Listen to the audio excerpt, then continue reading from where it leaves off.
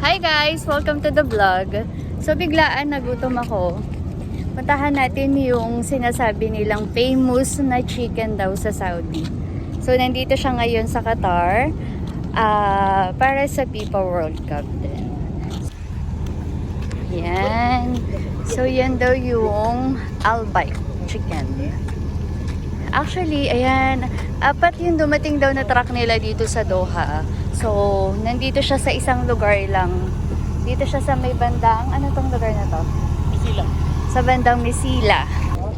Hello, ang daming pilo. Ayan, yung mga kabayan din. Tapos, so ayan, ang daming nakapila. So, yan na guys. Yan, dyan ka magbabayad. Tapos, pick up mo yung pagkain mo dun. Isa lang yung product nila na meron dito is yung parang chicken nuggets lang siya. So, meron din siyang kasamang french fries sa tinapay. Tapos, masarap daw yung garlic sauce. Kaya lang, parang hindi naman ako nakabili ng garlic sauce. So, yan. Almisila nga siya. Single. So, dalawang 7 pieces na nuggets. Akala ko kanina, Pinoy yung nag-ano. So, ayun, pila pa rin papunta dun sa pagkuha ng order. Al-Baik in Qatar, talagang famous talaga sila sa Saudi. So, nandito lang sila para sa work. So,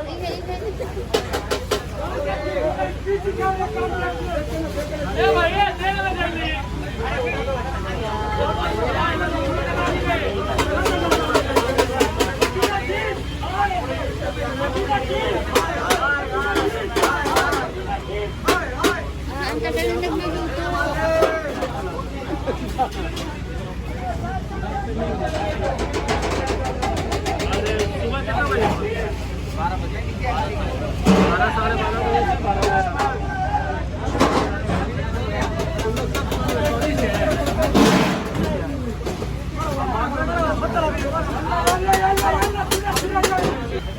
Excuse me, you are 24 hours here? Up to 2 a.m.? So yun guys, hanggang 2 a.m. lang sila. So time now 11:30 p.m. So kanya-kanya sila kuha. Kung sino yung kinuha nila ng resibo, yun yung ipe-prepare nila.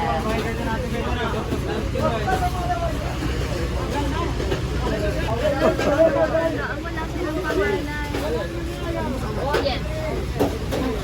Yes, too. Only this?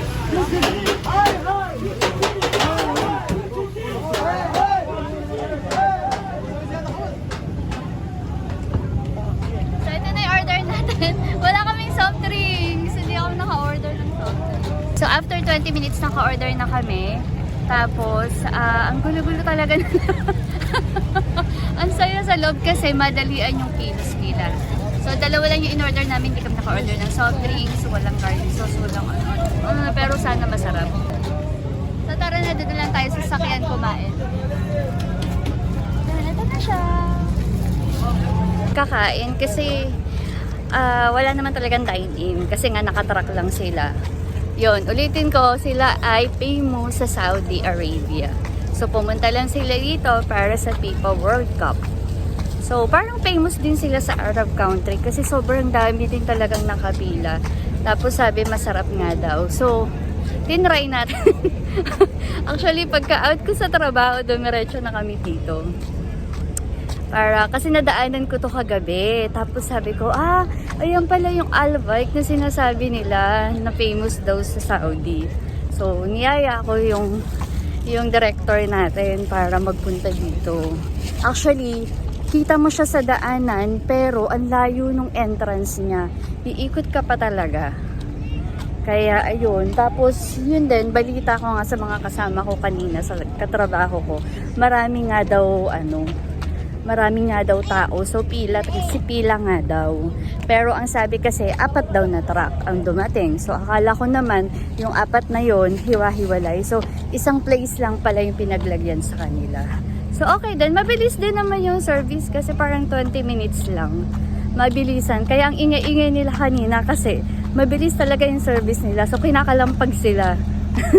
Kinakalampag sila ng mga nandoon. So, guys, ito na yung binili natin. Ito yung in-order natin. So, dalawang order siya. Meron siyang kasamang tinapay. Tapos, may mga sauce na rin pala siya sa loob. Parang magbabayad ka lang kung gusto mo ng additional. Tapos, mainit. Yan. So, ito siya. Chicken nuggets talaga na mayroong fries.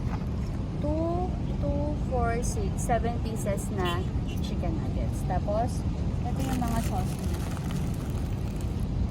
Yan. So, meron siyang garlic. At saka ketchup.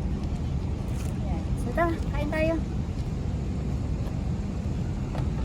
Tikman natin. Ito yung masarap. Nahin ko muna yung fries. Brother, masarap na yung garlic. Sobrang garlic.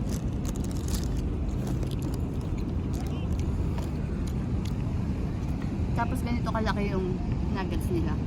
Mainit kasi bagong luto. Spicy. Malasa nga. Malasa, masarap. Parang merong Arabic taste. Guys, punta kayo, i-try nyo. Para matikman nyo yung famous daw na chicken sa Saudi Arabia. So, totoo naman, masarap naman din talaga. Thanks for watching! Bye!